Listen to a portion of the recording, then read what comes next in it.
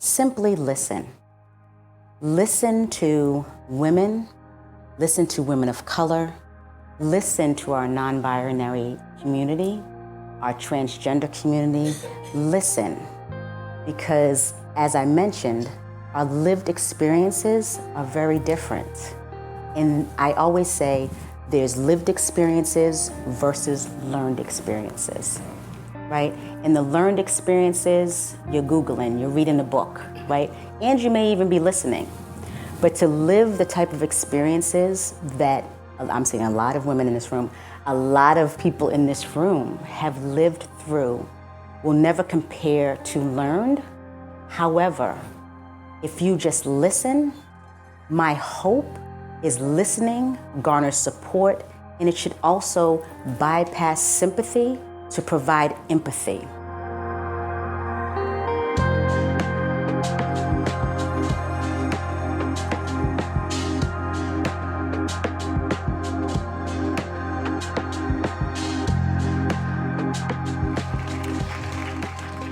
Good evening. So my name is Lee Hill. I'm the executive editor for GBH News, and I'm so pleased to welcome you again, because I saw so many of you last year when we had this event, to welcome you again to GBH's Yawkey Theater, along with the president of the Massachusetts Women's Political Caucus, Gail Jackson Blount. Let's give it up for Miss Gail, with whom we've partnered to produce tonight's program. Somebody say momentum. Momentum inclusion. Okay, so I'm going to continue with my introduction for tonight's program. But first, I want to pause here and read our new land acknowledgement for GBH. GBH honors the Massachusetts, Wampanoag, and Nipmuc peoples, whose ancestral lands provide the foundation for GBH's Massachusetts studios, bureaus, and transmitter.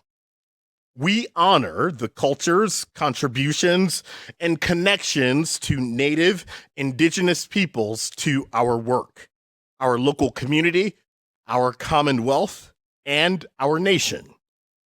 Further, we recognize the importance of moving beyond acknowledgement toward action. Somebody say action. Yes, we commit to learning from, including, and elevating Native Indigenous peoples' perspectives, voices, and languages, locally and nationally, through our public media mission. So GBH has embarked on a process of education and deeper learning.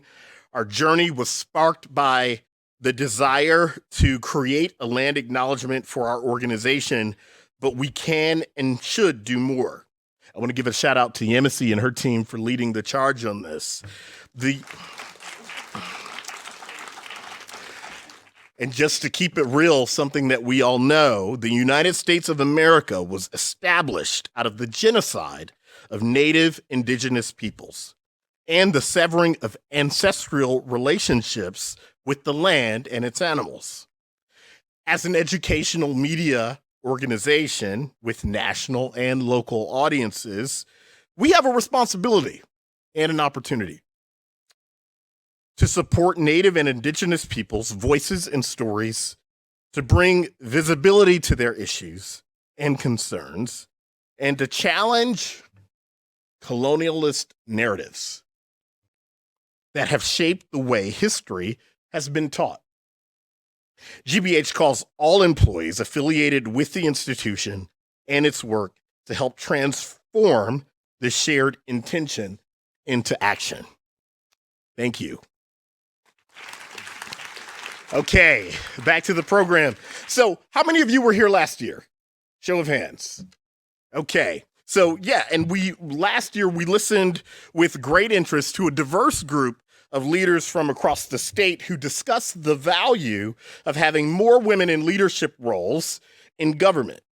And we are back this year with a follow-up to that conversation with participants who now hold key positions in state and local government and are striving to make their workplaces more equitable and inclusive. Raise your hand if you hold key positions in state government and local government.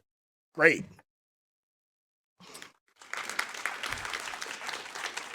So I am thrilled to welcome our distinguished panelists to GBH, as I am excited, and I imagine that you're excited as well, to hear what they all have to say.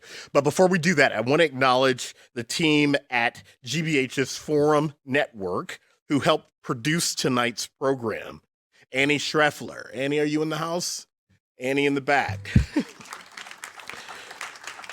Frederic Rigolo. Frederic, where are you? Okay. and Andrew Vaness. I thank them. I do thank them. I think it's important to pause to thank them for carrying out our station's public service mission and, with the support of the Lowell Institute, producing free programming that educates and inspires and addresses important issues of our day. So thank you. Thank y'all. Great team. All right. Without further ado, Gail Jackson Blount. Thank you. Thank you. All right. Thank you. Hello, everyone. And I want to thank you, Lee Hill, for that great introduction, and for also for another great year of collaboration with our team at the GBH Forum Network. For those of you who may be learning about MWPC for the first time, we are a statewide nonprofit, nonpartisan organization based here in Boston and established 52 years ago with the goal of uplifting the leadership aspirations of women in the Commonwealth. I'd like to recognize MWPC's staff and board, including Director Kat Klein. Where are you, Kat? Over here. Our Vice President, Dolores Pettis. And our board member and co-producer of tonight's program, Charlotte Golar-Richie. I also want to thank our sponsor, Point 32 Health, and our treasured partners, Amplify Atlantics and the Massachusetts Women of Color Coalition. And audience members, I want to thank you for being here and for submitting your questions in advance, several which our moderators have been able to incorporate into tonight's program. Central to our mission and central to our discussion tonight is the issue of DEI. Women, people of color, and members of the LGBTQ community are leading the way, and for the first time in our history, are unequally positioned to influence and implement strategies to make our government more diverse, equitable, and inclusive. Now let's meet our first group of speakers who are seated and ready to go. April English is Chief Secretary to Governor Maura Healey, where she oversees the administration's efforts to fill appointments and boards and commissions and throughout the administration. As former Assistant Attorney General in Massachusetts and the Attorney General's office, our Chief Secretary English served in several different roles, including Chief of Organization Development, Diversity, and Inclusion. Lisa Wong is the Town Administrator for South Hadley. With an extensive background in municipal government, she has also served as the former town manager in Winchester and also served 4 terms as the mayor of Fitchburg, an election in which she made history as Massachusetts' youngest and first female Asian American Pacific Island mayor. All of this is great and very impressive. Carmen Arce-Bowen is Chief Operating Officer for the Partnership, a Boston-based organization focused on attracting and retaining professionals of color. She was recently appointed to Governor Healey's Council on Latino Empowerment, and she previously served as Director of Personnel and Administration under Governor Deval Patrick. Thank you. And I also want to make sure that we give a clap for April English as well, which we did.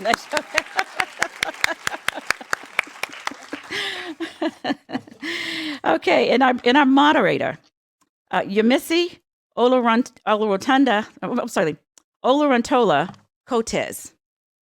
who has led diversity, equity, and inclusion initiatives for more than 15 years, is GBH's first Chief of Inclusion and Equity Officer. Let's give a clap to that. In this role, she is developing strategies that build on GBH's commitment to create a more diverse environment and to have inclusion and equity reflect in both the organization and its work. We're thrilled to have her facilitate this discussion with our three distinguished panelists. Yemisi, I am pleased to pass the baton to you. Thank you. So much, Gail. Thank you so much. Well, good evening, everyone. As she mentioned, I am your moderator, Yemisi. I'm going to do it the Yoruba way, Oloruntola-Coates or Coates. And like she mentioned, I'm GBH's first Chief Inclusion and Equity Officer. And guess what? Today, I'm 2 years old. I've been 2 years with the organization. Thank you. And so thank you so much for being here for Momentum Inclusion. I am so excited for what you're going to hear tonight. So you're going to hear from the Chief Secretary to Governor Maura Healey, April English, Lisa Wong, Town Manager of South Hadley, and Carmen Arce-Bowen, COO of the partnership. I encourage you to review their impressive bios. It should be on the screen, and I think on the QR code. These are some amazing, accomplished, diverse women who have a lot to share and that we can all learn from. And we have curated some great questions for you tonight and also from my audience. But please note that we will not be able to answer all submitted questions, right? We have a limited time. However, you will definitely learn a lot from the questions that we've curated from you and from ourselves. So let's get started. Okay, you ready? Awesome. So panelists, this is for all of you. My first question is, in our pre-discussion, so we had a pre-discussion prior to this meeting, we spoke about diversity and its multiple identities and the intersection of those identities. And in the McKinsey Women in the Workplace 2022 report, it states that Latinas and Black women experience less psychological safety. We have seen this happen often in the political arena. Asian and Black women are less likely to have strong allies as compared to white women in terms of advocating and sponsorship. Latina and Asian women are more likely to receive comments about their culture. LGBTQ plus and women with disabilities report experiencing more demeaning and othering microaggressions. And unfortunately, the list in this report goes on. You all represent multiple of these identities and have managed to rise to the top. So what advice would you give the Gen Y and the Gen Z coming up behind us who are very diverse on how to forge ahead despite the challenges that they may experience? Who would like to start? I don't mind jumping in and saying that my advice would be that to recognize that this is a very different environment than maybe myself or my predecessors grew up in. And one of the conversations I have often with my peers is the role that trauma often plays in passing along this trauma from one generation to the other. And the understanding of the history, both personal, professional, geographic, etc., is actually really key in our understanding, because the kinds of conversations I feel that my peers and I are having are not the kinds of conversations my parents had with each other or myself. And there's a real power to having those conversations, to daylighting it, even if it's painful, even if there's not a specific solution. Having those conversations has been my lifeline through very difficult circumstances. So when I'm faced with difficulty, and I will look for those allies, whether it's an organization or people, or create those links so that those conversations can continue. Because what I don't want to do is I don't want to pass on that trauma or that history to the next generation. And I will say that because these conversations have less stigma, in the job that I have right now, in my interview, which was a public interview that anybody can go online and watch, I asked my bosses, essentially, I said, do you know about psychological safety? And is that something that you can guarantee for me if I take this job? I asked that question in a public setting of public officials, having been a public official, as a very deliberate way to destigmatize that. And I'm not sure any other town manager candidate has ever asked the board that. They might not have had to, because they might not have thought of it.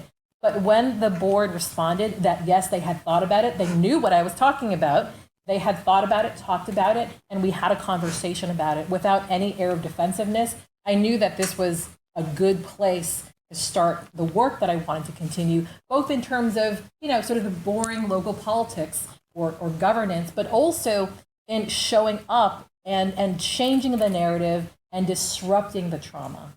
Thank you. Thank you so much. Any of you, yes, that does deserve a clap. Any of you wanted to add? For me, it's a little bit different because the accent that you hear, I always tease everyone, was born and raised in Mexico. So I came here to the US only 20 years ago. And so a lot of the things that I have experienced here in the US have been a first for me, not from my upbringing in Mexico. We do have many issues about class. We do have issues about race, but a very different way. And so for me, when I think of my daughter, for example, who is a biracial girl, I try to understand what she's going to face from a different perspective because I did not experience it myself growing up. But that doesn't mean it's not my experience now.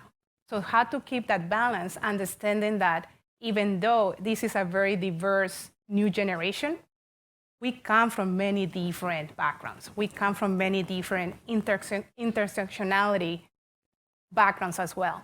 And so for me, something that I would tell the next generation that has helped me as an immigrant, as a newcomer, is to eventually understand my own power about being what is called different. And so in the beginning, at the start of my life here in the US, I didn't think I had anything to offer. I was just another Mexican immigrant going to grad school with a very privileged background in that sense. But then I started understanding that as I move along in my career through education or through the different positions I have had, people still look up to me. And that was a very strange feeling. And once I started embracing that and what it means, I started to really embrace my own power into what it means to others. All of us have something to offer. All of us within our diverse backgrounds, everything brings something to the table. For the next generation is to see it as a positive and not something just that is a burden. Me being a Mexican, now American, with a heavy accent is actually an asset. Yes. And now I embrace it and take a lot of power on that because of what it means for others that come in after me. So instead of saying as a negative, see it as an opportunity. Yes. Thank you so much. Thank you. Yes. And April, do you want to add anything? So I grew up in a pretty large family. There were 6 of us. And my mother was deep into being Black and being proud of being Black. And so that's how I was raised. And I never let that piece leave me. And I believe in bringing my full self to everything that I do because I am a Black woman. And that's the lens I use in life. And I think you're absolutely right. When you have children, I have a 23-year-old son, and I think about how I want him to walk in this world, how I want him to view himself, not necessarily even how I want others to perceive him, but how I want him to just perceive himself and to stand in his strength of who he is as a person.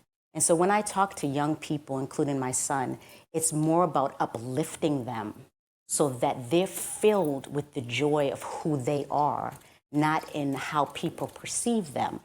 And they embrace that and they walk in rooms confident, knowing that there is worth to them, they have value, they have skill sets, and they have lived experiences that other people don't have that make them even more aware, even more knowledgeable, right? And even more caring. There's something about living in this world as a historically excluded person where we have a lot of care for one another and for others. Because with all that we've been through, we just want to be able to be here, be ourselves, and do what is necessary, and be able to grow, have a family, and be happy, just like everyone else. And fighting, right, is not the survival, right? Thriving is our survival. And trying to help younger people recognize it's okay to be who you are in all your dimensions, right? I always say if we really, really tapped into intersectionality, there is strength in numbers. There would be more of us working together than folks working against us if we truly tapped into the idea of intersectionality. Yes, thank you so much, April.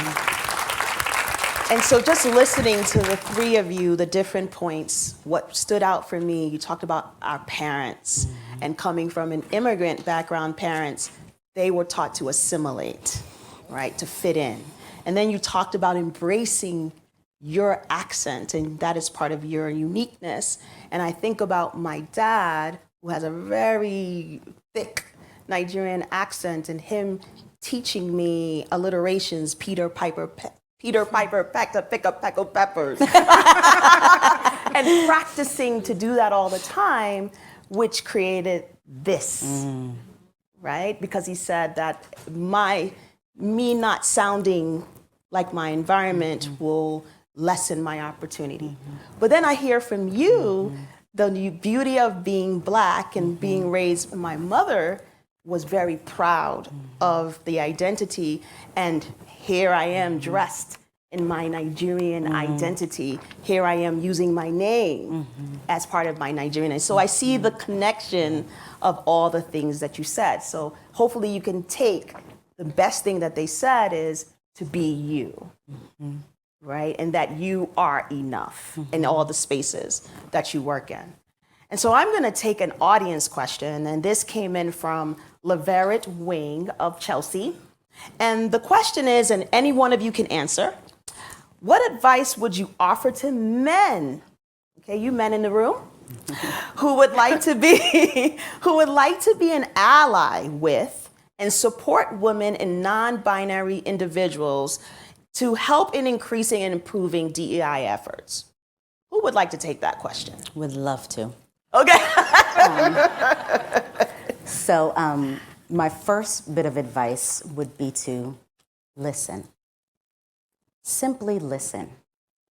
Listen to women of color, listen to our non-binary community, our transgender community. Listen, because as I mentioned, our lived experiences are very different. And I always say there's lived experiences versus learned experiences, right? In the learned experiences, you're Googling, you're reading a book, right? And you may even be listening. But to live the type of experiences that I'm seeing a lot of women in this room, a lot of people in this room have lived through will never compare to learned.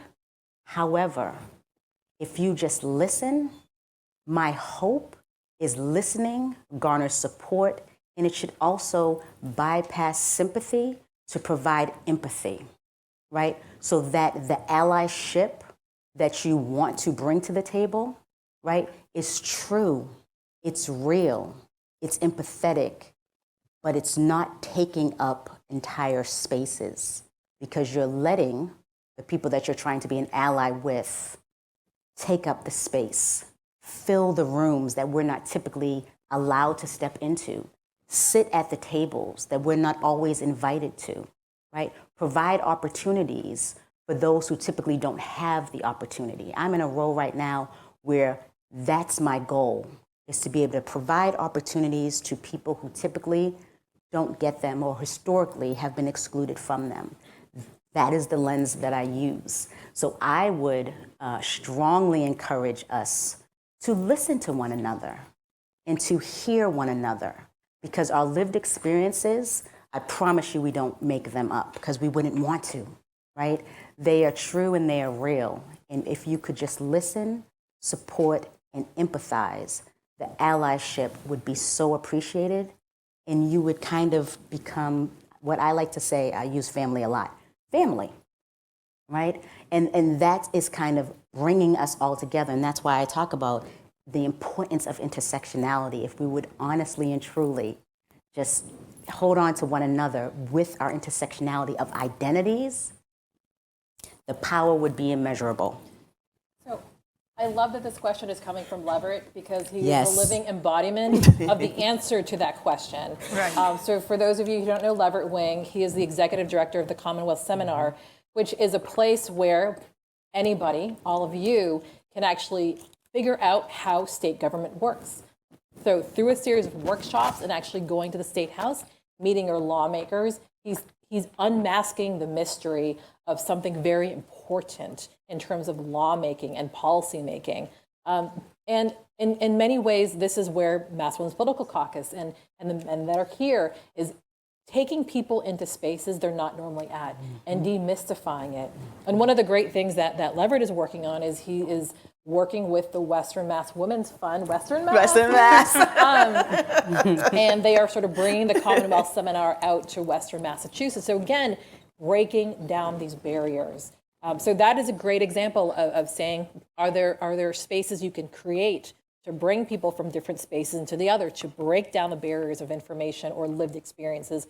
Or can you join something like the Commonwealth Seminar and really learn something yourself? Yes, I really liked what you said, and thank you for sharing who he is and what he does. And then, of course, the whole aspect of listening. And when I think about the men in my life, the perfect person that I could think about was when I was a new supervisor at one of the largest public health systems in the state of Florida, which was once a segregated hospital.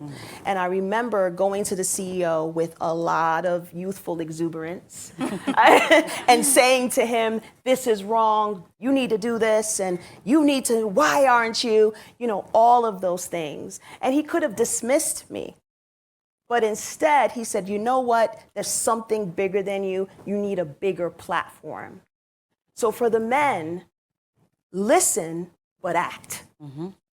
Right? Just don't stand there, but act. And that's one of the things he did. I challenged him, of course, in my youthful exuberance. But then I had this platform of 500 plus doctors and physicians. And here I am, 28 years old, telling them how they need to apply equity in their care. But if he didn't open that space and he spoke in front of this audience and said, you need to listen to what Yemisi has to say, he publicly affirmed my value. I knew my worth, but others they didn't know it. And it was important that a CEO stepped in. So it's important, you men out there, as you go out, it's important that you act as well. And so I'm going to shift in because we're mixing audience and then all. And so I want to address Lisa. And so Lisa, you brought people together in a different way, as we heard from your bio. You served 4 terms as a mayor of Fitchburg after being elected in 2007, and then served as an appointed official in 2 different communities, first near Boston and then now in Western Mass. Any lessons for young women of color seeking leadership positions in local government, either as elected or appointed official? How do they compare? And then also, did your gender and cultural identity play a role in how you connected with the community? Yeah, that's a lot of question there. Unpacking this in 15 seconds. The quick answer, and something I want to make sure that folks know, is I have a love-like relationship with local politics and governance. Sometimes I like it, sometimes I love it, but I never hate it. It is interesting, it is intriguing. It also, when I started over 2 decades ago, it's crazy, 25 years ago or so, not many women, not many young people, not many people of color. The landscape has changed tremendously, thank goodness. But it has always been a very interesting, dynamic, and powerful place to be. If you look around you, every day you are affected by local government. I always say that. And we hope more people want to be interested in doing that. I think historically they may have been places of sort of socialization or local power, or there was an economic reason for people to be engaged in local government. And I think that's evolved where local government has been a battleground, especially during COVID, of national, international politics, where There is so much richness and discussion when you can actually talk to live people, when you can debate issues, and it is a place I encourage people to go to and be involved in, and to reach out to folks like myself to figure out how to get started and how to get engaged. Whether it's an elected position or an appointed position, both are fantastic. Both have their merits and the downside in terms of what you can achieve. And I will say that, in terms of going from an elected position to an appointed position, there was certainly a culture shock, and going from one community to another or a different part of the state to another, culture shock, which also tells me that there's so much diversity in this state, and that we can't be mired and think very narrowly about our own community, and we really need to think about other places. So hopefully I've interested you a lot in local government, and you can find ways to get engaged. But in terms of how it's shaped my identity, or how my identity has shaped my particular pathway, certainly there are so many examples where I've had to be the first, had to carve a certain way. And I will say that it's not always been a linear upward trajectory. It's been a roller coaster. I remember when I ran for mayor, and there was comments about she's only running for mayor so she could run for Congress. And I thought, well, I understand that remark, because I'm certainly sure there's a lot of people who do that. They see this upward trajectory. But if you only think in one direction, you're not thinking of this wide, beautiful world and landscape. So sometimes I'm behind the scenes, sometimes I'm in front of the scenes, sometimes I'm building coalitions, because that coalition building behind the scenes needs to happen so I can see other people like myself.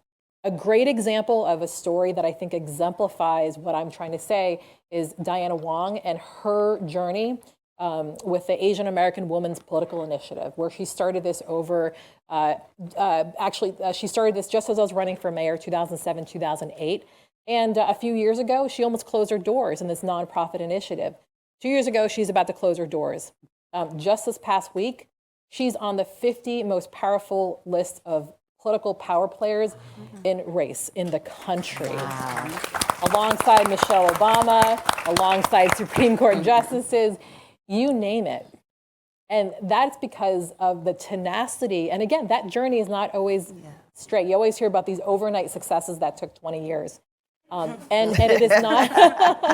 But I think one of the things to understand is that it is a complex landscape of making change. And to make that change, it can't just be about yourself and a straight line trajectory. It's really about embedding yourself in a community, finding coalition, as also finding where the barriers are. And also, this is actually one of the most powerful lessons I've learned, sometimes stepping back and taking a break and caring for yourself before you re-enter it and figure out exactly where you want to go next. Oh, thank you so much. Thank you. Especially around self-care, radical self-care, very much needed. And so speaking about not a straight line, Carmen, I have a direct question for you. Carmen, you've said that as someone who was born in Mexico and came to the States, you see race issues through a slightly different lens. And that view has ultimately become an advantage, being able to see race relations from the outside, from the inside, right? Having both. I can understand that as a Nigerian American. So can you tell us more about having a national and intersectional identity has impacted the work you do at the partnership and all your other areas, and how you approach both the issues and the opportunities? I feel it has been a very humbling experience to come to the US, because I do hear about the stories. We hear the news, being in Mexico and any other place, but actually living a new experience, being in a different community. And so for me, as I mentioned on my last response, it was a little bit different because I didn't experience that before, but this is my new community. This is my new reality. And even though I didn't grow up with it, these issues affect me. But because I didn't experience that before, I have this, in a way, at the time was confusion. Am I what people see me I am here? Am I a Latina woman with this history, this background, and these different challenges? I was not. But I started having them. Mm-hmm. And so with that comes the the humble piece of it when I try to understand where some other people are coming from, right? Because then I understand that not everyone comes from the same history, the same family, the same trauma. And that makes me pause when I hear different opinions about what happens with diversity, equity, and inclusion. How can I put myself on the other person's shoes? Because now I understand that not everyone comes from the same. I cannot consider another heritage-wise Latina just the same as who I am because of my experiences. We are not monolithic, right? In any of us. We all bring different things, but sometimes because of the easiness of just blocking people, boxing people into things, we think we are advancing different issues around diversity and inclusion when really we come from such a diverse experience and backgrounds. I can make it easier for certain things, perhaps, but not for everything. Right. And so for me, that has been very empowering because I don't take anything for granted as to what an experience might be and what kind of representation we might need as well. We're not just checking boxes in state government, and as I used to work there as well, or even now when we work in private sector. Because when we say we want diverse opinions and everything, it's not just about checking a box. Oh, we have now the Latina, the African American, the Asian here, therefore we're all set. Right. But what kind of backgrounds do we really need so we can really have the difficult conversations to advance and to tackle challenges in a very different way? And so the outsider, insider type of background that I have made me hopefully be, as I say, humble enough to understand that there's just many different ways on how to see diversity, equity, and inclusion, because that was my own experience. Thank you. Thank you so much, Carmen. Yes, that does. Because she's talking about diversity in terms of its multiple identities, and you show up in that, but you also see that in your work. And so thank you for sharing that so much, Carmen. And that leads me, since you two used to work together, that leads me, April, part of your responsibilities in talking about multiple identities is overseeing the administration's effort to fill appointments on boards and commissions and throughout the administration. And research indicates that when there is gender diversity in the boards, they outperform their peers by 28%. This is a McKinsey study 2018. And organizations with above average diversity achieve its business impactful outcomes. So it also generates the money, right? So however, there's still a lot more work to be done for women, and in particular, women of color, to be in these positions. What calculations, thoughts, and strategies do you have when it comes to appointing or creating groups and making space for women of color? So I was at the Attorney General's office for 19 years before I was brought over to the governor's office. I served as an assistant attorney general, as was stated. I did civil litigation for 13 and a half years, and I did criminal prosecution for 5.5 years. All the while, I had served as chief of the diversity, co-chair of the Diversity, Equity, and Inclusion Committee in the office. And it was when now Governor Healey, former Attorney General Healey, came into the office and said, I really want us to focus on our diversity, equity, and inclusion efforts. We have to just do better. And she created the position that I ended with, which was Chief of Organization Development and Inclusion. And we focused on, again, affording opportunities for individuals that typically don't get those opportunities. And we were able to increase our diversity in the office, I think while I was in this role, from about 12% to 24%, right? And so we had done some work, and we had also done some work building a welcoming and an inclusive environment where people could feel as if they belonged and were part of the fabric of the office. And so it's not lost on me that I was asked to come over to the governor's office and serve in the role as chief secretary because of the work that I had done at the Attorney General's office. And so that's the lens that I bring to this role. And people hear chief secretary, but I know a lot of people say, what is that? What does she really do? So yes, I oversee the appointments to over 700 boards and commissions throughout the Commonwealth, as well as hundreds of appointments throughout the administration.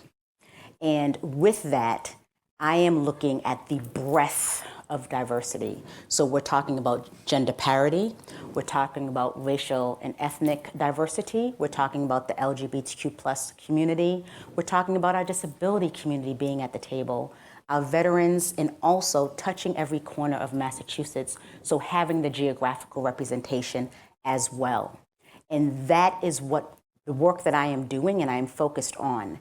And I am clear that in order to go against the grain of the status quo, you have to be intentional, right? And you have to push for what is right.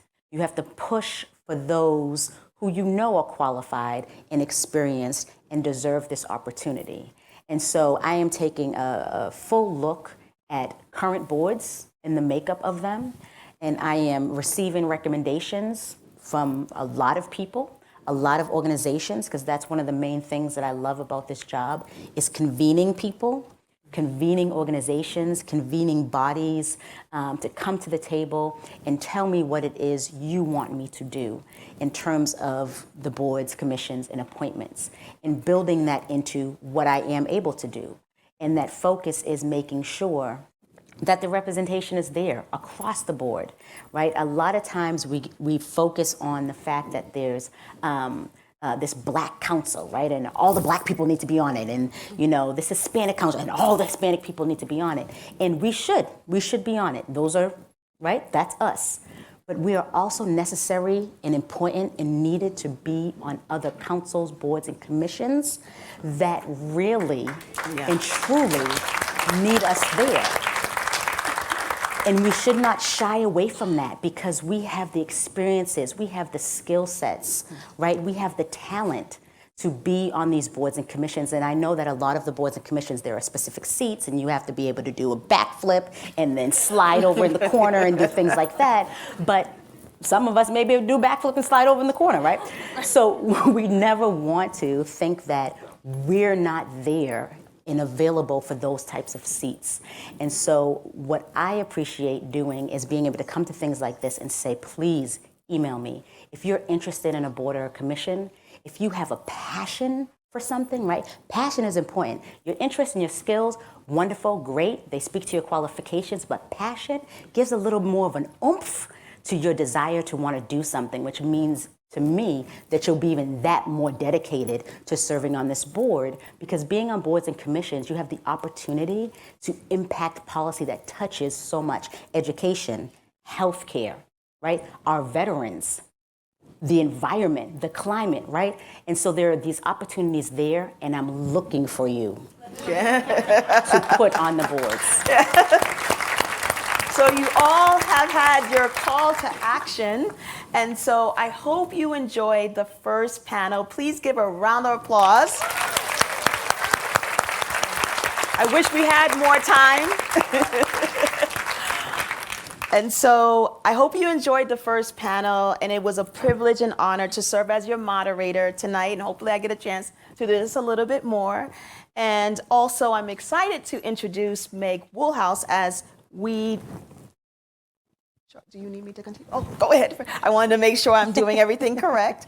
And so I want to introduce our panelists are coming in, but before I do that, I'm going to introduce our moderator, Meg Woolhouse. Meg Woolhouse is the education editor of the award-winning education unit at GBH News. She's focused on changing the educational landscape as well as who wins and who loses in the current educational system. And if you want more of Meg's bio, please view the screen. And so I hope as we conclude this session, the takeaway is the multiple identities, the intersectionality, recognizing who you are, your value. Go reach out to these ladies so you can be involved and engaged. That's part of our civic duty. And the last takeaway is dignity. If you think about dignity, if you look up the word respect in the Webster Dictionary, it says you must do something in order to deserve respect. So I have to do something that impresses you. But dignity says that regardless of who you are, what you look like, who you love, what you make, where you live, because of sheer humanity, you deserve dignity. So when you go out into the world, think about that word and how you show up, not only within yourselves, but how you treat each other every day. So thank you so much for your time. Great. Hello. Thank you, Yemisi. Welcome, welcome. It's great to be with you tonight and focusing this discussion on the well-being of more than 40,000 Boston Public School students who deserve our time, our care, and our attention. Their happiness, their future earnings, their emotional well-being is to some degree in our hands by the opportunities that we give them, that we set up for them. And who knows it better than these women here? I can't think of a more important issue to discuss tonight, so thanks. So, like I said, we have two powerful women with us now. Welcome, Mayor Michelle Wu and Superintendent Mary Skipper. Thanks for being here. I'm going to give a little introduction now, even though I suspect that most of you know a little bit about our guests. Mayor Wu made history as the first woman and person of color to be elected mayor in the city of Boston. A daughter of immigrants, a BPS mom, I love this one, and an MBTA rider. I'm hanging on, Hang on, Michelle. Mayor Wu has taken decisive action to improve conditions for Boston Public School students, teachers, and families. She's launched a Green New Deal for BPS, and she created a new office to oversee the expansion of early childhood services. Mayor Wu has also established Boston's first ever Office of Food Justice, Black Male Advancement, LGBTQ+ advancement, and worker empowerment. Next, we have Mary Skipper. Dr. Skipper is superintendent of Boston Public Schools. Her agenda at BPS is focused on ensuring students have equitable access to quality education and experiences. She also prioritizes and accelerates academic performance, wants to strengthen access to socio-emotional learning, ensures student safety, has worked to develop authentic family and community engagement practices, and increase accountability for both the central office and the schools. No small job. So let's get started. Thanks again for being here. We're here to drill down on the state of education in Boston as a barometer for the state's health overall. So Boston is the biggest district in the state and one of the most racially and economically diverse. I think it's in everyone's interest to have a frank conversation about where we are and where we want to be. Recent polling numbers by Mass Inc. showed that 3/4 of BPS parents are very or somewhat satisfied with the district, which I think is a really good report. But I'm not surprising anyone here by talking about the challenges Boston faces. For example, the same poll I just mentioned showed parents of younger students are more satisfied with the schools than parents of high school students. An achievement gap not only persists, but is widened between Black and Hispanic students and their white and Asian counterparts at high schools across the city. A consultant recently found entrenched problems around the way the district routinely and disproportionately identifies boys of color as special needs. These are problems that predate you. But now you've both been on the job nearly or over a year in your case, Mayor. So these problems are also yours now. Do you think you're making progress turning the district around and making it more equitable? Well, first, good evening, and thank you so much to everyone for taking the time to convene and create space. I am here really gratefully alongside the best superintendent in the country, and we're so lucky that Superintendent Skipper agreed to come back to Boston I also am scanning the audience and I see folks from BPS here. Anyone who's works for, affiliated with BPS, raise your hand. So thank you for all that you do, including many members of the leadership team, as well as the chair of the Boston School Committee, Madam Chair Jerry Robinson. Thank you for all that you do. And also folks who are affiliated, keeping Boston Arts Academy going in the case of Danella here, and those who have been watching and part of cheering on and holding accountable BPS for a long time. And thank you, Meg, for being in that category as well. I am, yes, I've been in this role for about 16 months, almost 17 months at this point, but feel like I have been immersed in, and in some ways, taking very personally what happens in BPS for a long time prior, as someone who raised my sister, who went through BPS, and then now with a kindergarten K2 student and a second grader as well.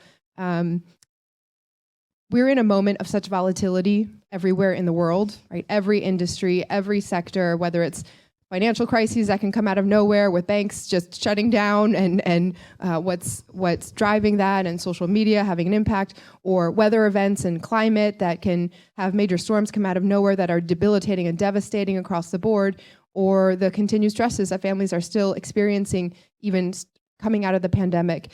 Everywhere as the economy is shifting, the focus has to be on people. And nowhere do we see more starkly the ability to close gaps or widen them when it comes to what people need, and the future workforce that we're preparing, and the community leaders that we're preparing than in our education system. And I think there's some, for me, top lines around: one, for the first time in a very long time, we see major signs that we are not only stabilizing the Boston Public Schools, but really picking up and accelerating momentum in ensuring that we are reaching the fullest potential. There's nothing like the ecosystem that Boston is in terms of higher ed, community partners, business partners, residents who are involved. And if we can just line up all those puzzle pieces, there's a really fast and far path that we will travel. Second is, for the first time in a long time, we are actively tackling the longstanding issues that for, in some cases, decades, have gotten us to this point. Whether it, I hope we'll talk more about special education and education for students with disabilities and English language learners, around the disparities that show up primarily very strongly in how high schools have different offerings and the outcomes there. And in if you walk into any school building, the facilities show such a wide disparity in what is available and offered to students. So on so many of those fronts, we are not only not looking away, but charging as fast and hard as we can forward into taking care of these issues and thinking about the systemic ways that we'll be able to move even faster. On facilities, for example, it's not only a commitment to fund the schools at a scale of never before, of making capital investments and being very intentional about how this will transform Madison Park and so many of the jewels that we need across the district. But how do we think about the system by which each school's redevelopment or facilities improvement happens? Previously, the Josiah Quincy, for some complicated reasons, it will be nearly a dozen years that it has been in the development process by the time it is open next school year, a year from now. How do we shorten it so that we are making some basic guarantees, like, for example, right now, doing a community-wide process to define what the educational standards are, the educational specifications for school buildings, so that part will be baked in, and then we still have specific conversations with each community, but it's no longer a 5-7+ year process. We need to get going and make sure that this is really touching every part of the district, and I'm excited for what we've already seen happen. So first of all, I hope we get invited back for parts 2 and 3, because there's a lot here to talk about. I think, first of all, I just want to... Excellent. First of all, I just want to recognize the power of women in the room. Just to listen to the prior panel and the moderator, it was just amazing, and to feel that. And anytime I get to share a stage with Mayor Wu, it's just always a privilege, and I feel very humbled. So I'm coming back into the BPS, having been 20 years in a variety of ways, as a teacher, as a principal, as a district leader, and now really with the honor of coming back as the superintendent, and I do feel it's an honor.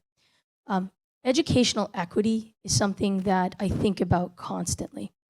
When we think about, for instance, Meg's question around all the different types of change that BPS needs to go through, and that would be around transportation, that would be around our special education and inclusion, that would be around our bilingual education and access to native language, that would be around our safety, both psychologically and physically.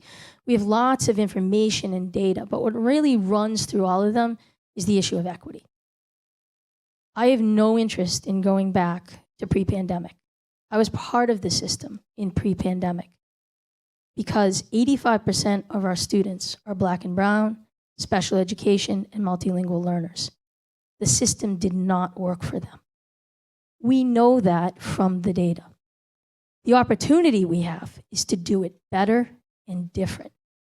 And for me, the honor and the chance to do that with a mayor who is truly committed, with a school committee and a school committee chair who is truly committed, with a city council that's truly committed.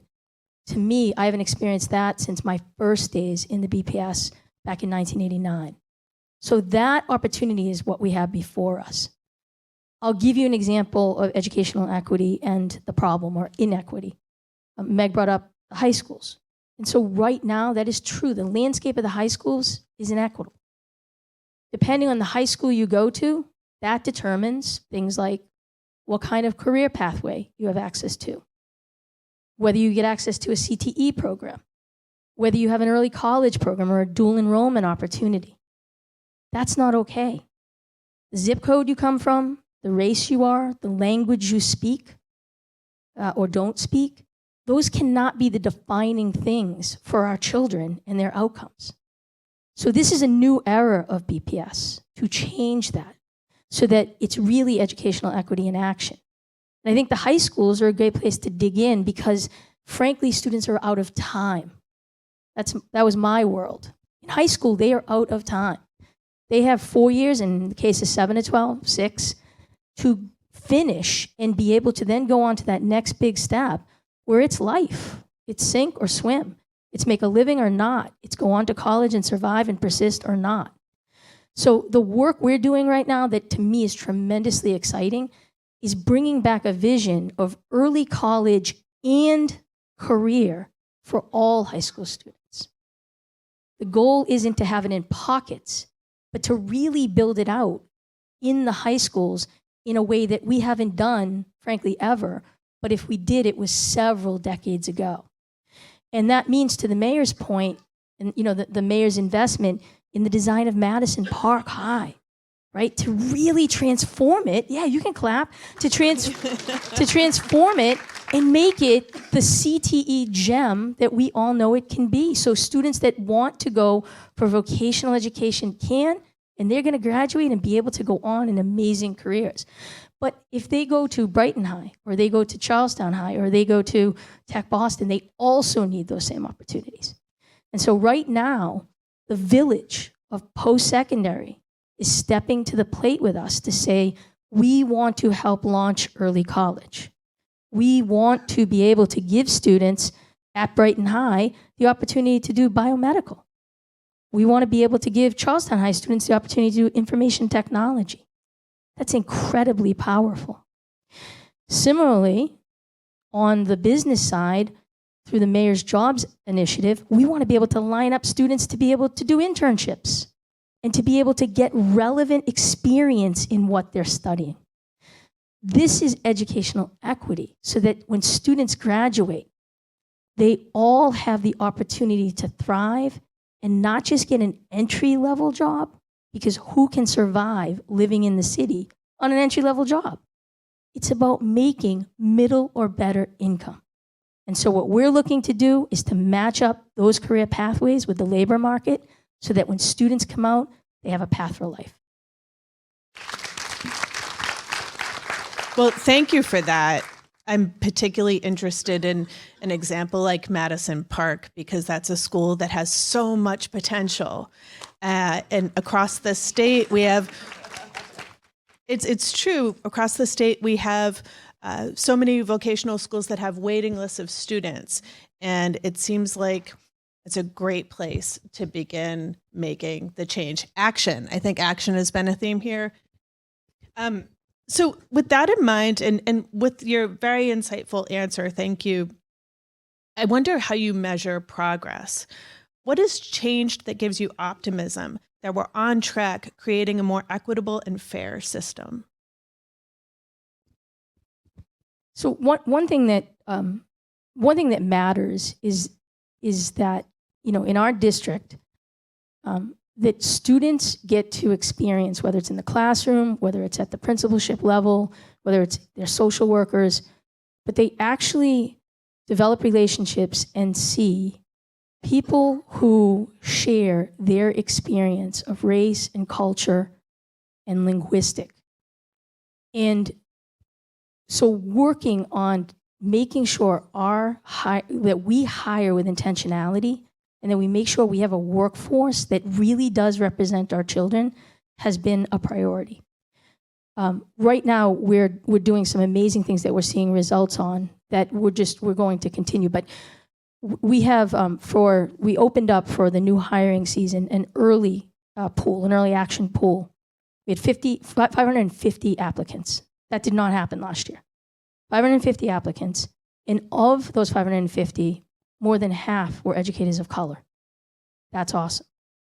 Retention, last year, you know, we retained around 56% of our educators of color, and this year, in the academic school year, we've been able to retain about 63%.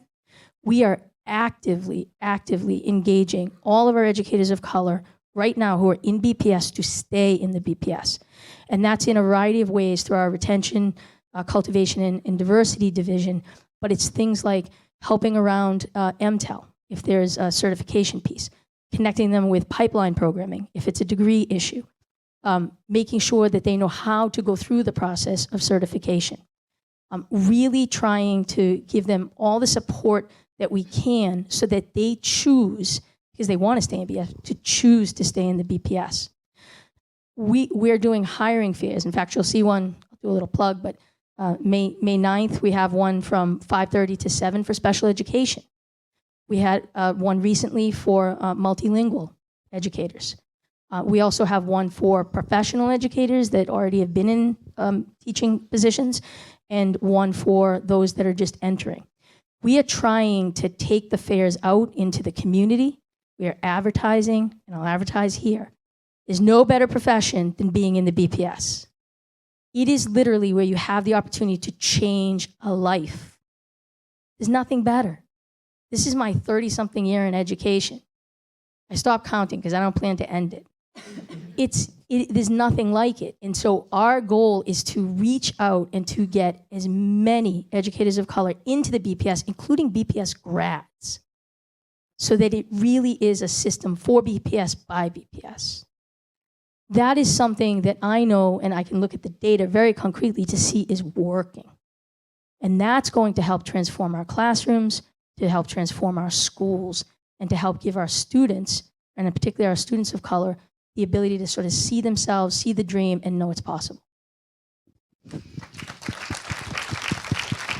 Mayor Wu, would you like to add to that? Yeah, I think if you think about the concept of metrics, so many of the usual metrics that we look at and are certainly tracking very carefully, whether it's around attendance or absenteeism or test scores or this, all of the reporting that happens at the state level across every district, often those are measuring the symptoms or the needs, that the level of needs that are being served, rather than getting to underlying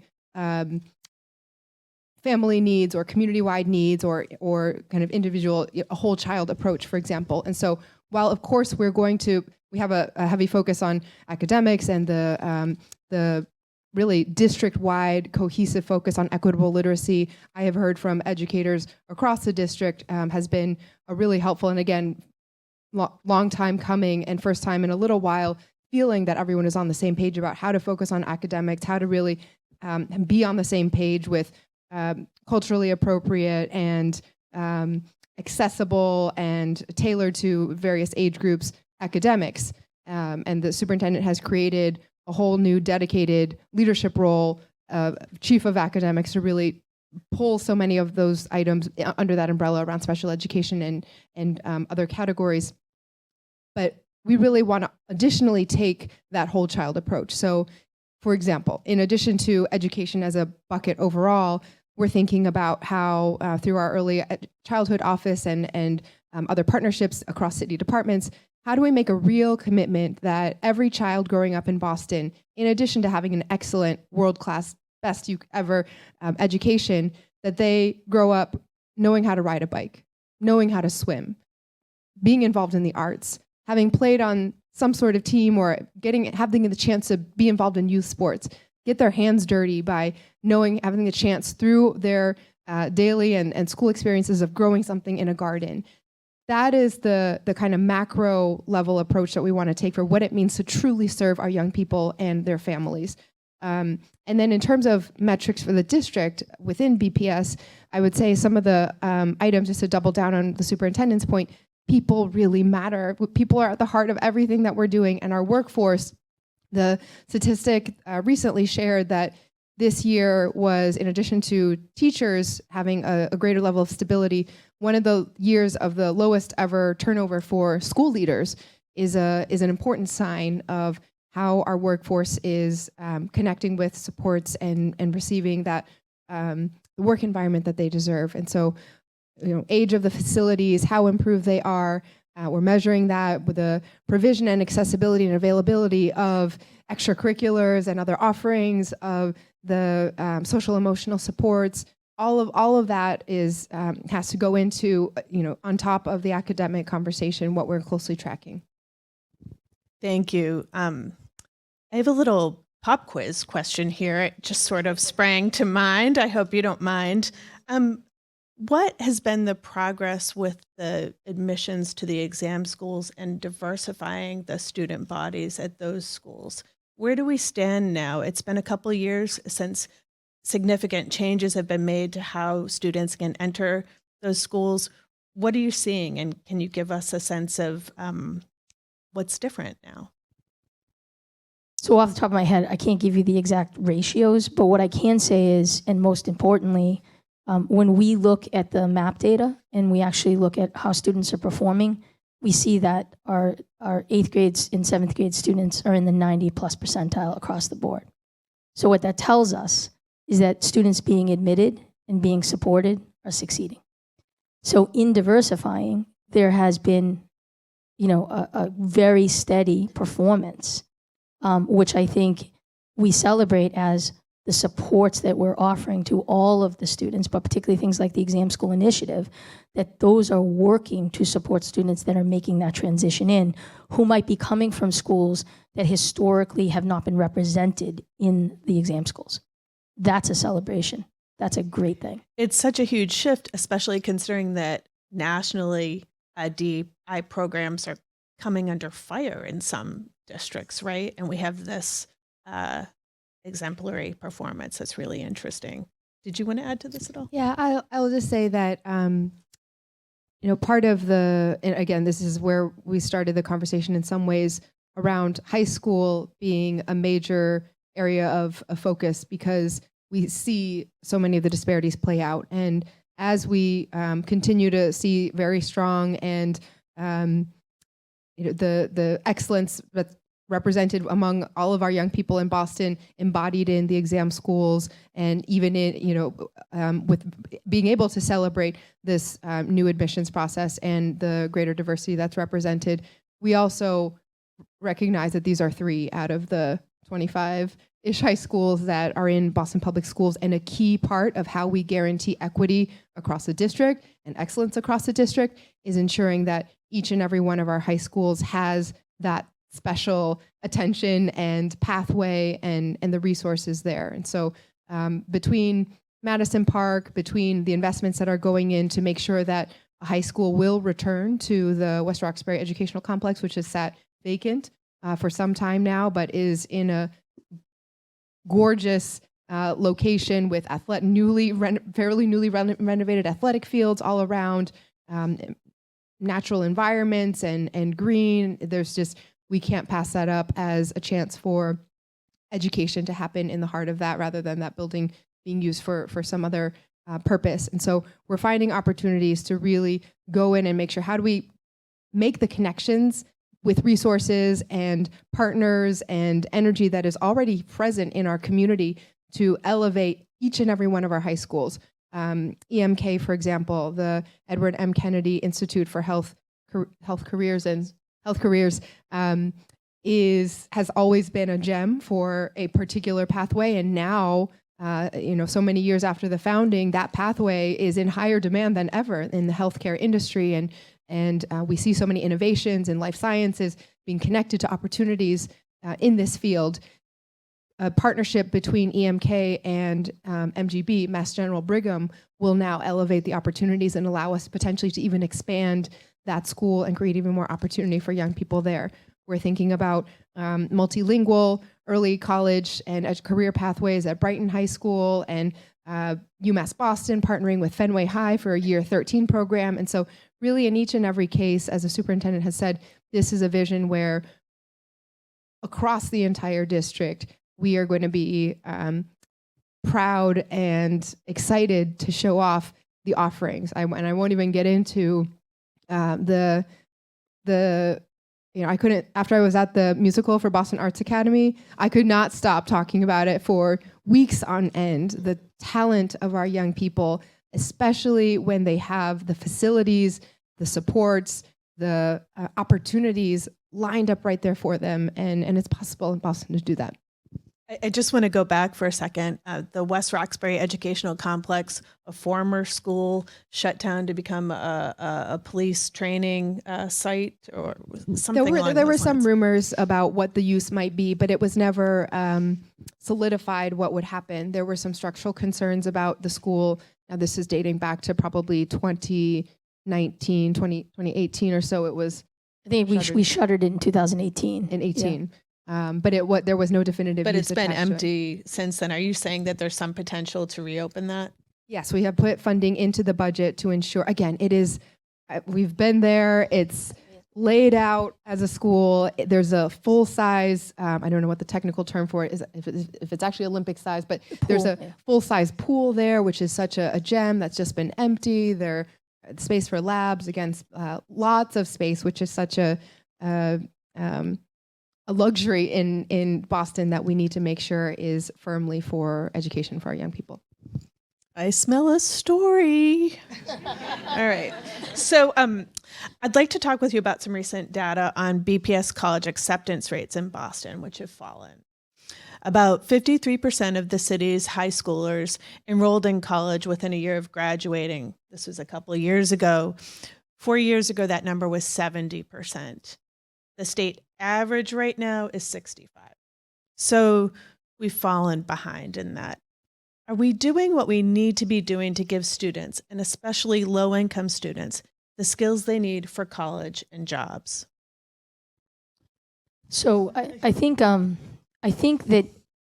that particular data set, if you actually go back to 2017, it actually started to go down in 2017. And I think there's a number of reasons for it. First of all, we have a nationally recognized Success Boston initiative that is responsible for increasing both the number of students going on to college, but also the persistence in college. And so for many years, we saw that increasing.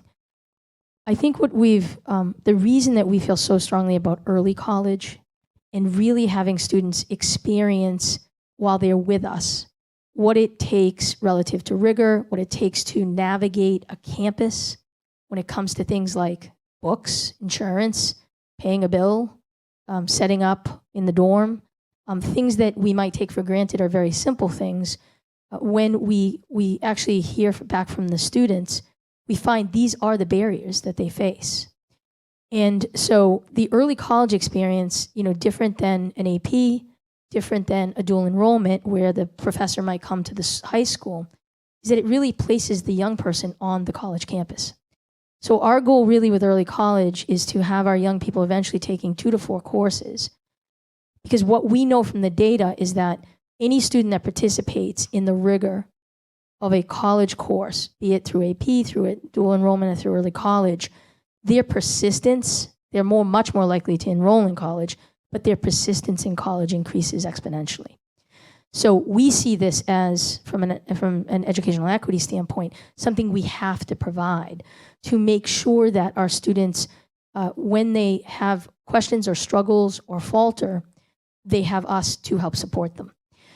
The other thing that Success-Boston does, which has been difficult in the pandemic years, is to provide the coaching and the support on the college campus. And I think some of the persistence data, it's very rooted in that. We know college coaching works. In fact, Success-Boston's been recognized for it because of it. It's actually the thing that works the most in persistence, because you have someone to go to when you're on a big campus that otherwise you're struggling yourself with the issues.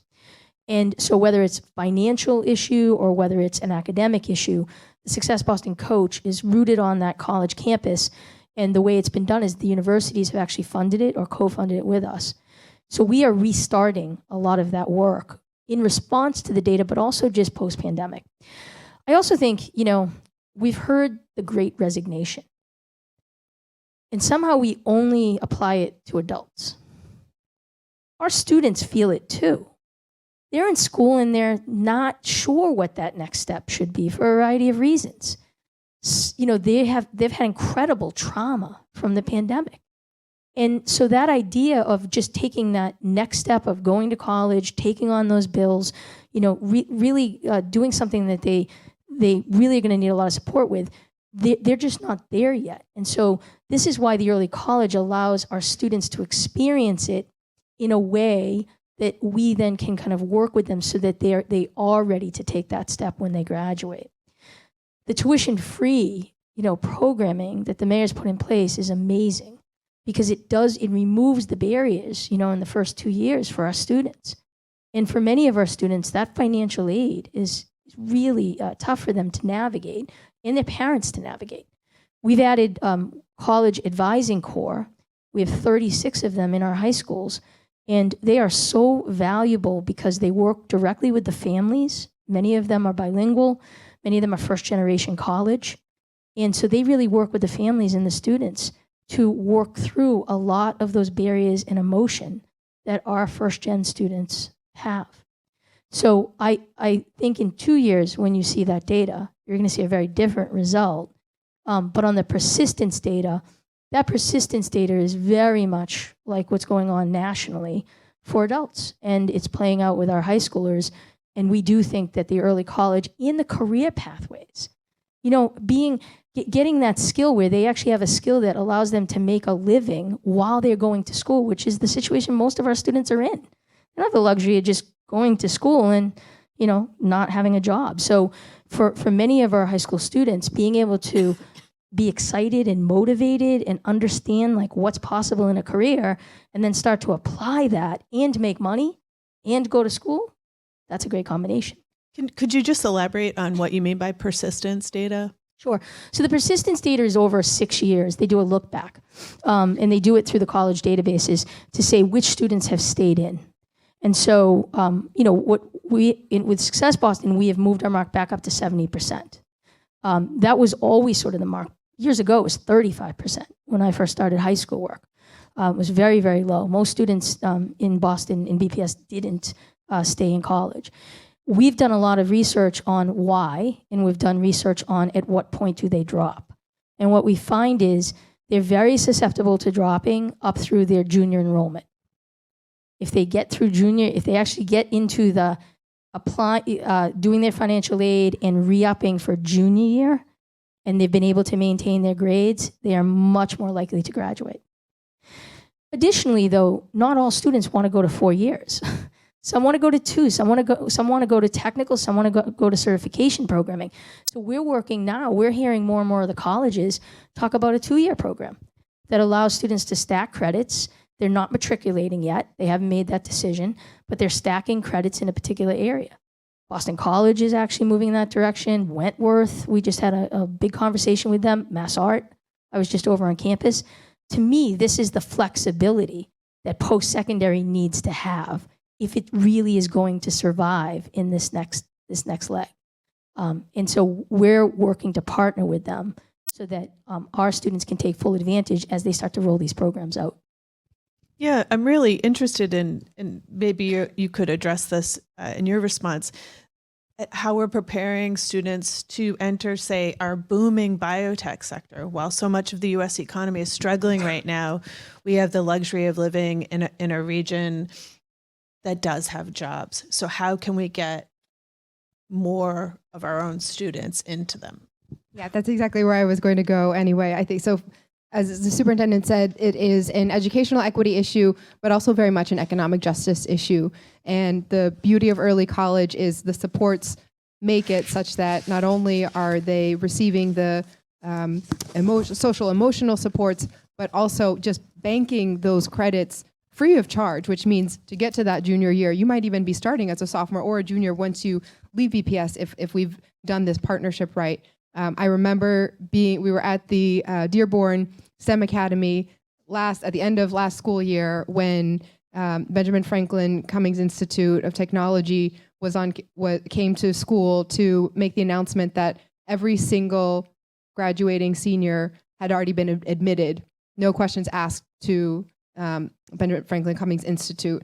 And to see they all had a little box of gear and swag and everything that they all opened up together. And to know the feeling in the room of excitement of they had earned this, they had been part of this partnership, but also that if they were to follow through, not only would it be an easier process and not much paperwork to do, but they would know a whole lot of other friends in a cohort headed right into this space. 2 weeks ago, I was at Vertex with Year Up and a number of other biotech life sciences companies to talk about the initiative that the city is launching, where we have made a commitment that by 2025, we will place 1,000 Boston residents in life sciences jobs. There are growing and growing and growing opportunities. They're in person. They're not going to disappear with AI and remote I think work. We're all going to disappear with AI. And so we want to open that up. We are really tailoring curriculum and training programs, workforce development pathways, while also pushing for our corporate partners to look at their hiring requirements. Vertex had shared that at one point, I forget if it was a year and a half ago, they had looked and every single job they were hiring for required a 4-year degree. But when actually thinking about it, that had been more of a screening mechanism than an actual qualification that was necessary to perform each and every one of those jobs. And as they are looking to fill so many roles, really working with our partners to go through what is required, how do we ensure that there's success and preparation and training, and that we can create direct pipelines. That is fascinating. Thank you. Superintendent Skipper, you've talked a lot earlier about chronic absenteeism, which has been a big problem affecting record numbers of students, not just here in Boston. But since you took the helm, it's really come to the fore post-pandemic, or after students return from the pandemic, I should say. What is the district doing to win back these students who left? So as you know, this is clearly a national issue. I just came back from Council of Great City Schools, where almost every superintendent talked about this. I think there's actually a lot of good news in what we're seeing with the data with our students. And I think it's because we have a lot of intervention and frankly, prevention that's happening. So our data last year was around 42% chronically absent. And to be chronically absent, it's 10% of your days. So that's like 18 days. So when you think about it in your job, if you're absent 10%, you'd have a hard time making traction in your job. And so the same thing happens for our students. This year, right now, we're at about 35%. So we are seeing a drop. And there's a lot to attribute it to. I think one, we've invested in strong student support structures that use data to really identify and see who the students are who are absent. So a student can't kind of fly under the radar and then all of a sudden they're chronically absent. Well before that, we've reached out to the parent, we've done a home visit, we have supervisors of attendance that we've actually doubled, and we're actually next year in the budget having one per each of our networks, because this is so important. And they build relationships, they connect families and the students with resources. And they really they go to the home and they're really trying to understand what the not the symptom but the root cause, to the mayor's point, because chronic absenteeism is a symptom. Additionally, we're doing a lot of different kinds of celebrating and incentivizing for students when they come to school, because for many of them, they got off track in the pandemic and it's hard for them. And so, for instance, at the Dearborn, to give them a shout out, they're doing a lot with, we gave 30 mini grants for attendance to incentivize. Each school came up with its own plan. And so in the case of the Dearborn, they do celebrations, they do assembly, they do field trips for students, who are coming regularly. And they really try to incentivize and celebrate the young person as an incentive to continue to keep coming. For the students that have dropped out, we've done a ton of work with the Re-Engagement Center to really go after the 18 to 22-year-olds who are really pandemic. And so for those students, I am really happy to say we have almost 100 of them enrolled in adult ed right now. So we've really been actively going after them. And on the chronic absenteeism, what we're seeing is the students and the schools and the families, because it's really about family compact. They're responding to the kinds of supports that we're providing, be it through the social worker, the family engagement person, or through the supervisor attendants. So we're really hoping that those drive down. And for any of the students who are chronically absent, we're making sure they're attached to summer programming. We have over 17,000 students, 17,000 slots for students for this summer. And already we have about 5,500 registered. So we're really happy for that. Oh, okay, I see a wrap sign as well. So, Okay. I will just say, though, in spending some time asking students this question, what would make you excited to come to school? They will say things like having opportunities that we're actually interested. I want to learn about whether it's how would you design a sneaker, or something very tangible, something very connected to a pathway they could see in their future. So I think having the early college and career pathways will make a difference, or other offerings at school. Youth sports and BPS athletics is going to be a big part of this. Arts programming. So we're trying to come at it from every angle. Do we have time for one more audience question, or is it wrapping? All right. Thank you very much. I love this. All right. We had an audience question from Ilhan in Andover, who wanted to know what types of performing arts programs, music, theater, dance, would Superintendent Skipper like to see at all BPS schools? Oh, it would be all. I mean, I'm a big proponent, as I know the mayor is such a champion of the arts, but they're just such about expression, identity. For many students, they love to come for the arts. So, this is an area we want to continue to expand. The mayor's just been such a champion of this. I can't celebrate it enough. But, many schools are either partnering with outside community orgs and nonprofits or internal staff to be able to offer the full array of performance. Our music program is, under Tony Beatrice, is just amazing. So I would be a proponent to expand all of them. What I will also say is that we're working around adaptive, whether it's music, athletics, phys ed, to make sure that our students with disabilities, that they can fully participate in in any of the performance arts. So really excited. We had announced an exciting partnership with New England Conservatory last year, where they are providing free music lessons, instruments, and making that available in certain schools, and hope to grow that partnership. And one issue that this, again, just a little snapshot of how you have the goal and then how that translates into many different layers of things that are all tangled together. I had shared with the superintendent that I'd visited a particular high school and saw that I was there for their band and concert end of year performance, and the 7th and 8th grade band was gigantic. They were amazing. They were incredible. And then there was a 9th through 12th grade band who were also amazing, but the number of students participating was just a handful. It was 6 or 7, 10 students. And so I went up and asked them, why the drop off? Why are you seeing so much fall off? And it was a scheduling issue, that in order to take the AP classes, it conflicted with band or orchestra practice, and there was a little bit of you have to choose. And so in thinking about how we are both allowing for incredible diversity among the offerings of each of our high schools, but then also trying to push for a little bit more uniformity in some ways of having schedule blocks that could allow for all of these offerings to be layered on as opposed to one or the other. That's something that will take a little bit longer, but I hope will be in the next report back. That'd be great. I hope that you do come back and that we have a chance to talk about all of these issues again, perhaps next year. Thank you so much for your thoughtful answers. Thank you for having us. Thank you. On behalf of GBH and NWPC, I want to thank you, Mayor Wu, Superintendent Skipper, for your leadership and for coming tonight.